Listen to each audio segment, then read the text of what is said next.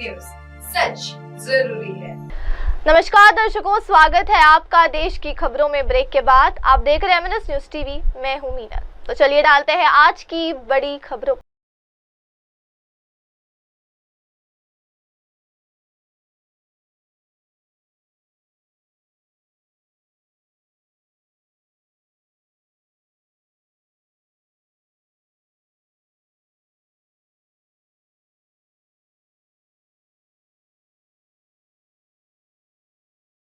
रिश्ते की सूचना भी मिली। अब देखते हैं सारी खबरें विस्तार से।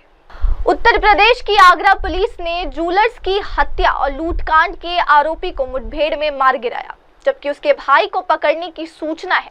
पुलिस अधिकारी मौके पर पहुंचे हैं और पुलिस जांच में जुटी हुई है। मंगलवार सुबह बदमाश के साथ पुलिस की मुठभेड़ हुई। जानकारी के अनुसार श्री बालाजी ज्वेलर्स के शोरूम में 4 दिन पहले हुई सनसनीखेज लूट और हत्या के मामले में पुलिस को बड़ी कामयाबी मिली है। मंगलवार सुबह पुलिस ने मुठभेड़ में मुख्य आरोपी बिचपुरी के मगडई के रहने वाले अमन को ढेर कर दिया। पुलिस ने मंगलवार सुबह सिकंदरा थाना इलाके में अंसल API के पास बदमाशों को घेर लिया। इस पर बदमाशों ने पुलिस पर फायरिंग शुरू कर दी। पुलिस ने भी जवाबी कार्रवाई की है। इस पर एक बदमाश को गोली लग गई, उसे अस्पताल ले जाया गया है। अस्पताल में बदमाश को मृत घोषित कर दिया गया। इस सनसनीखेज वारदात के खुलासे में लगी टीमों के हाथ पुख्ता सुराग लगे। पुलिस टीमों ने 500 से ज्यादा CCTV खंगाले। CCTV की मदद से पुलिस टीमें बीचपुरी ब्लॉक के एक गांव तक पहुंच गई। बदमाश वारदात के बाद यहां पहुंचे थे। एक फुटेज में बदमाशों के तीसरे साथी का चेहरा साफ नजर आ गया। इसके बाद पुलिस ने अपने मुखबिर तंत्र की मदद से बदमाशों के बारे में जानकारी जुटाई। पुलिस को बदमाशों के नाम और पते भी पता चल गए, लेकिन बदमाश अपने घरों से बाहर नहीं निकले। सिकंदरा में 2 मई को बाइक सवार 2 बदमाशों ने बालाजी ज्वेलर्स के शोरूम में लूटपाट की। 22 लाख रुपए से ज्यादा के जेवरात लूटे थे। शोरूम पर सेल्स गर्ल रेनू और एक अन्य ग्राहक युवती मौजूद थी। बदमाशों ने भागते समय शोरूम के सामने ही सराफा कारोबारी योगेश चौधरी को गोली मारकर हत्या कर दी। इस घटना से कारोबारियों में आक्रोश है। पुलिस को 72 घंटे का अल्टीमेटम दिया गया था, जबकि उसके भाई को पकड़ने की सूचना है। पुलिस अधिकारी मौके पर पहुंचे हैं और पुलिस जांच में जुटी हुई है। मंगलवार सुबह बदमाश के साथ पुलिस की मुठभेड़ हुई। जानकारी के अनुसार श्री बालाजी ज्वेलर्स के शोरूम में 4 दिन पहले हुई सनसनीखेज लूट और हत्या के मामले में पुलिस को बड़ी कामयाबी मिली है। मंगलवार सुबह पुलिस ने मुठभेड़ में मुख्य आरोपी बिचपुरी के मगडई के रहने वाले अमन को ढेर कर दिया। पुलिस ने मंगलवार सुबह सिकंदरा थाना इलाके में अंसल API के पास बदमाशों को घेर लिया। इस पर बदमाशों ने पुलिस पर फायरिंग शुरू कर दी। पुलिस ने भी जवाबी कार्रवाई की है। इस पर एक बदमाश को गोली लग गई, उसे अस्पताल ले जाया गया है। अस्पताल में बदमाश को मृत घोषित कर दिया गया। इस सनसनीखेज वारदात के खुलासे में लगी टीमों के हाथ पुख्ता सुराग लगे। पुलिस टीमों ने 500 से ज्यादा CCTV खंगाले। CCTV की मदद से पुलिस टीमें बीचपुरी ब्लॉक के एक गांव तक पहुंच गई। बदमाश वारदात के बाद यहां पहुंचे थे। एक फुटेज में बदमाशों के तीसरे साथी का चेहरा साफ नजर आ गया।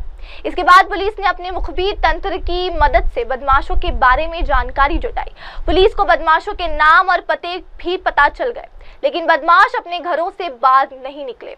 सिकंदरा में 2 मई को बाइक सवार 2 बदमाशों ने बालाजी ज्वेलर्स के शोरूम में लूटपाट की। 22 लाख रुपए से ज्यादा के जेवरात लूटे थे। शोरूम पर सेल्स गर्ल रेनू और एक अन्य ग्राहक युवती मौजूद थी। बदमाशों ने भागते समय शोरूम के सामने ही सराफा कारोबारी योगेश चौधरी को गोली मारकर हत्या कर दी। इस घटना से कारोबारियों में आक्रोश है। पुलिस को 72 घंटे का अल्टीमेटम दिया गया था, जबकि उसके भाई को पकड़ने की सूचना है। पुलिस अधिकारी मौके पर पहुंचे हैं और पुलिस जांच में जुटी हुई है। मंगलवार सुबह बदमाश के साथ पुलिस की मुठभेड़ हुई। जानकारी के अनुसार श्री बालाजी ज्वेलर्स के शोरूम में 4 दिन पहले हुई सनसनीखेज लूट और हत्या के मामले में पुलिस को बड़ी कामयाबी मिली है। मंगलवार सुबह पुलिस ने मुठभेड़ में मुख्य आरोपी बिचपुरी के मगडई के रहने वाले अमन को ढेर कर दिया। पुलिस ने मंगलवार सुबह सिकंदरा थाना इलाके में अंसल एपीआई के पास बदमाशों को घेर लिया। इस पर बदमाशों ने पुलिस पर फायरिंग शुरू कर दी। पुलिस ने भी जवाबी कार्रवाई की है। इस पर एक बदमाश को गोली लग गई, उसे अस्पताल ले जाया गया है। अस्पताल में बदमाश को मृत घोषित कर दिया गया। इस सनसनीखेज वारदात के खुलासे में लगी टीमों के हाथ पुख्ता सुराग लगे। पुलिस टीमों ने 500 से ज्यादा सीसीटीवी खंगाले। सीसीटीवी की मदद से पुलिस टीमें बीचपुरी ब्लॉक के एक गांव तक पहुंच गई। बदमाश वारदात के बाद यहां पहुंचे थे। एक फुटेज में बदमाशों के तीसरे साथी का चेहरा साफ नजर आ गया। इसके बाद पुलिस ने अपने मुखबिर तंत्र की मदद से बदमाशों के बारे में जानकारी जुटाई। पुलिस को बदमाशों के नाम और पते भी पता चल गए, लेकिन बदमाश अपने घरों से बाहर नहीं निकले।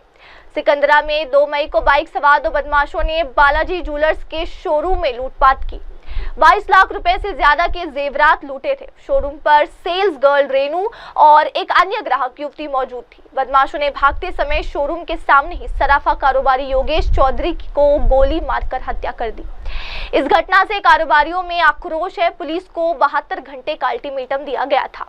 अब बढ़ते हमारी अगली खबर। भारतीय समय के अनुसार देर रात 1 बजे बंद कमरे में पाकिस्तान की मांग पर संयुक्त राष्ट्र सुरक्षा परिषद की बैठक शुरू हुई। पाकिस्तान अभी परिषद का अस्थायी सदस्य है, जबकि भारत अभी इसका सदस्य नहीं है। पाकिस्तान की मांग पर परिषद के वर्तमान अध्यक्ष ग्रीस ने बैठक के लिए 5 मई की तारीख तय की। बैठक में सुरक्षा परिषद के राजनीतिक और शांति स्थापना मामलों के विभाग में मध्य पूर्व, एशिया और प्रशांत क्षेत्र के महासचिव खालिद मोहम्मद खीरी सदस्यों को मामले में अवगत करा रहे। खीरी शांति अभियान विभाग के भी महासचिव है। इसके अलावा केदारनाथ यात्रा मार्ग पर 2 दिन में 14 घोड़े खच्चरों की संदिग्ध मौत होने के बाद सचिव पशुपालन डॉक्टर BVRC पुरुषोत्तम ने इनके संचालन पर 24 घंटे की रोक लगा दी है। मंगलवार को केंद्र सरकार और हरियाणा की टीमें केदारनाथ पहुंचकर जांच करेगी। इसके अलावा मध्य प्रदेश माध्यमिक शिक्षा मंडल कल यानी 6 मई को कक्षा 10वीं और 12वीं नतीजों की घोषणा करने वाला है। 10वीं और 12वीं के तकरीबन 16 लाख छात्रों को अपनी मेहनत के फल का बेसब्री से इंतजार था, जो कि अब समाप्त होने वाला है।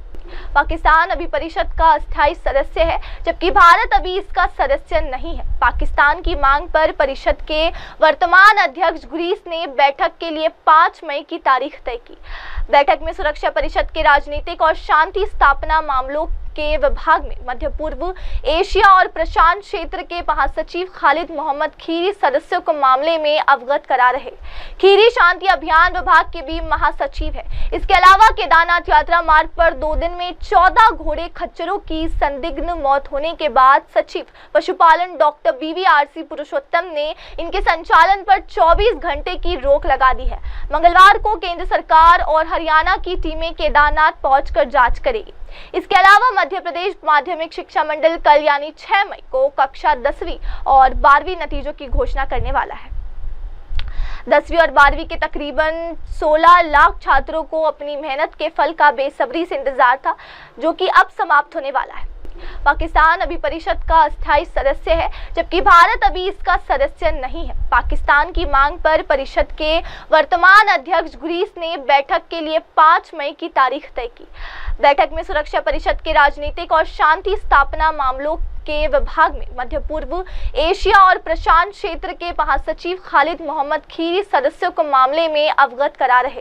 खीरी शांति अभियान विभाग के भी महासचिव है। इसके अलावा केदारनाथ यात्रा मार्ग पर 2 दिन में 14 घोड़े खच्चरों की संदिग्ध मौत होने के बाद सचिव पशुपालन डॉक्टर BVRC पुरुषोत्तम ने इनके संचालन पर 24 घंटे की रोक लगा दी है।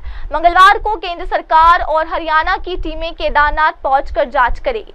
इसके अलावा मध्य प्रदेश माध्यमिक शिक्षा मंडल कल यानी 6 मई को कक्षा 10वीं और 12वीं नतीजों की घोषणा करने वाला है।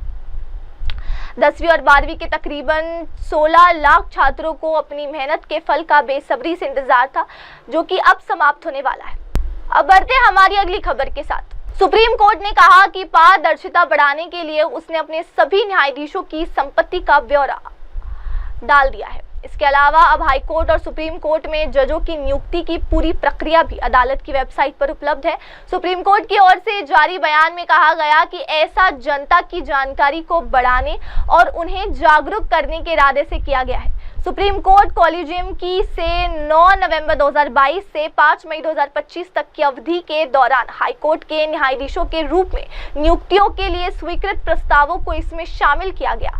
जजों के नाम हाईकोर्ट स्रोत सर्विस से है या बार से सुप्रीम कोर्ट कॉलेजियम की ओर से की गई सिफारिश की तिथि, न्याय विभाग की तरफ से जारी अधिसूचना की तिथि, नियुक्ति की तिथि, विशेष श्रेणी और क्या उम्मीदवार किसी मौजूदा या सेवानिवृत्त हाईकोर्ट या सुप्रीम कोर्ट के न्यायाधीश से संबंधित है जैसी जानकारी वेबसाइट पर अपलोड की गई है। शीर्ष अदालत ने अपनी वेबसाइट पर न्यायाधीशों की संपत्ति का ब्यौरा भी सार्वजनिक किया। सुप्रीम कोर्ट के पूर्ण न्यायालय ने इस साल 1 अप्रैल को निर्णय लिया कि इस न्यायालय की न्यायाधीशों की संपत्ति का विवरण इस न्यायालय की वेबसाइट पर अपलोड करके सार्वजनिक डोमेन में रखा जाएगा। बयान में कहा गया कि जिन न्यायाधीशों की संपत्ति का विवरण पहले ही प्राप्त हो चुका है उसे अपलोड किया जा रहा है। अन्य न्यायाधीशों की संपत्ति का विवरण भी वर्तमान संपत्ति विवरण प्राप्त होने पर अपलोड किया जाएगा। इसके अलावा अब हाईकोर्ट और सुप्रीम कोर्ट में जजों की नियुक्ति की पूरी प्रक्रिया भी अदालत की वेबसाइट पर उपलब्ध है। सुप्रीम कोर्ट की ओर से जारी बयान में कहा गया कि ऐसा जनता की जानकारी को बढ़ाने और उन्हें जागरूक करने के इरादे से किया गया है। सुप्रीम कोर्ट कॉलेजियम की से 9 नवंबर 2022 से 5 मई 2025 तक की अवधि के दौरान हाईकोर्ट के न्यायाधीशों के रूप में नियुक्तियों के लिए स्वीकृत प्रस्तावों को इसमें शामिल किया गया।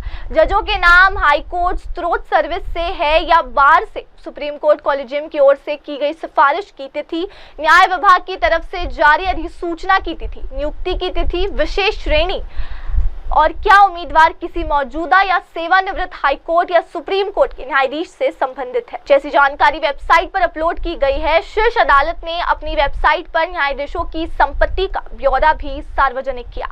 सुप्रीम कोर्ट के पूर्ण न्यायालय ने इस साल 1 अप्रैल को निर्णय लिया कि इस न्यायालय की न्यायाधीशों की संपत्ति का विवरण इस न्यायालय की वेबसाइट पर अपलोड करके सार्वजनिक डोमेन में रखा जाएगा। बयान में कहा गया कि जिन न्यायाधीशों की संपत्ति का विवरण पहले ही प्राप्त हो चुका है उसे अपलोड किया जा रहा है। अन्य न्यायाधीशों की संपत्ति का विवरण भी वर्तमान संपत्ति विवरण प्राप्त होने पर अपलोड किया जाएगा। इसके अलावा अब हाईकोर्ट और सुप्रीम कोर्ट में जजों की नियुक्ति की पूरी प्रक्रिया भी अदालत की वेबसाइट पर उपलब्ध है। सुप्रीम कोर्ट की ओर से जारी बयान में कहा गया कि ऐसा जनता की जानकारी को बढ़ाने और उन्हें जागरूक करने के इरादे से किया गया है। सुप्रीम कोर्ट कॉलेजियम की से 9 नवंबर 2022 से 5 मई 2025 तक की अवधि के दौरान हाईकोर्ट के न्यायाधीशों के रूप में नियुक्तियों के लिए स्वीकृत प्रस्तावों को इसमें शामिल किया गया। जजों के नाम हाईकोर्ट स्रोत सर्विस से है या बार से सुप्रीम कोर्ट कॉलेजियम की ओर से की गई सिफारिश की तिथि, न्याय विभाग की तरफ से जारी अधिसूचना की तिथि, नियुक्ति की तिथि, विशेष श्रेणी और क्या उम्मीदवार किसी मौजूदा या सेवानिवृत्त हाईकोर्ट या सुप्रीम कोर्ट के न्यायाधीश से संबंधित है जैसी जानकारी वेबसाइट पर अपलोड की गई है। शीर्ष अदालत ने अपनी वेबसाइट पर न्यायाधीशों की संपत्ति का ब्यौरा भी सार्वजनिक किया। सुप्रीम कोर्ट के पूर्ण न्यायालय ने इस साल 1 अप्रैल को निर्णय लिया कि इस न्यायालय की न्यायाधीशों की संपत्ति का विवरण इस न्यायालय की वेबसाइट पर अपलोड करके सार्वजनिक डोमेन में रखा जाएगा। बयान में कहा गया कि जिन न्यायाधीशों की संपत्ति का विवरण पहले ही प्राप्त हो चुका है उसे अपलोड किया जा रहा है। अन्य न्यायाधीशों की संपत्ति का विवरण भी वर्तमान संपत्ति विवरण प्राप्त होने पर अपलोड किया जाएगा। दर्शकों, अब बढ़ते हैं हमारी अगली खबर के साथ। देश के उत्तर पश्चिमी इलाकों समेत कई हिस्सों में बीते कुछ दिनों से मौसम ने करवट ली है। आंधी तूफान और बारिश के कारण इन इलाकों में गर्मी से राहत महसूस की जा रही है। आगामी 4 से 5 दिनों तक ये दौर जारी रहेगा। भारतीय मौसम विज्ञान विभाग के अनुसार ये बदलाव मुख्य रूप से एक सक्रिय पश्चिमी विक्षोभ और उससे जुड़े चक्रवाती प्रभाव के कारण है, जो वर्तमान में मध्य पाकिस्तान और उससे सटे पंजाब व उत्तर पश्चिम राजस्थान पर केंद्रित है। इसके अलावा मौसम के इस बदलाव के लिए एक साथ सक्रिय हुई स्थानीय और वैश्विक मौसमी प्रणालियां जिम्मेदार है। राजस्थान के ऊपर मौजूद 2 चक्रवर्ती परिसंचरण और अरब सागर और पूर्वी तट पर बने प्रति चक्रवात मिलकर पूरे उत्तर पश्चिम भारत में मौसमी गड़बड़ी के लिए जिम्मेदार है। चक्रवाती परिसंचरण हवा का वो घेरा होता है जो कम दबाव वाले क्षेत्र के चारों ओर घूमता है। इससे बारिश और तूफान आते हैं। प्रतिचक्रवात एक ऐसा क्षेत्र होता है जहां वायुमंडलीय दबाव ज्यादा होता है और हवाएं नीचे की ओर बहती है। आंधी, तूफान और बारिश के कारण इन इलाकों में गर्मी से राहत महसूस की जा रही है। आगामी 4 से 5 दिनों तक ये दौर जारी रहेगा। भारतीय मौसम विज्ञान विभाग के अनुसार ये बदलाव मुख्य रूप से एक सक्रिय पश्चिमी विक्षोभ और उससे जुड़े चक्रवाती प्रभाव के कारण है, जो वर्तमान में मध्य पाकिस्तान और उससे सटे पंजाब व उत्तर पश्चिम राजस्थान पर केंद्रित है।